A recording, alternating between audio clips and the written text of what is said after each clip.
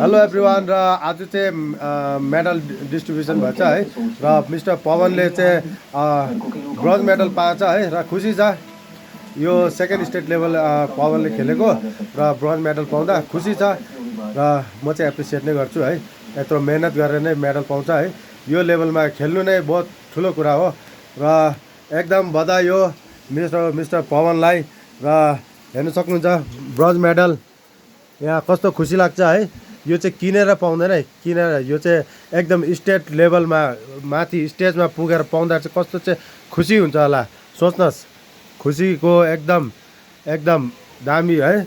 अन्त साथैमा रोशनी म्यामले पनि 200 रुपिस दिनुभएछ, एकदम दामी है। खुसी भइरहेछ। पैसा खै पैसा 200 र यहाँ रोशनी म्यामले 200 दिनुभएछ र पुरा खुसी छ मिस्टर पवन। र थ्याङ्क यू सो मच रोशनी म्यामलाई पनि र मिस्टर पवनलाई पनि धेरै धेरै बधाई हो ब्रोन्ज मेडल पाएकोमा। र योभन्दा राम्रो गर्नु पऱ्यो, गोल्ड मेडल ल्याउँदै जानु पऱ्यो यसरी नै। र आश गर्छु म इन्टरनेसनल पनि पवनले पनि खेल्नु पाओस् है। र प्र्याक्टिस चाहिँ अब एकदम जाडी नै रहनु पऱ्यो र प्लस अब चाहिँ अलिकति एजुकेसनमा पनि ध्यान दिनु पऱ्यो। ल पवन, कङ्ग्रेचुलेसन।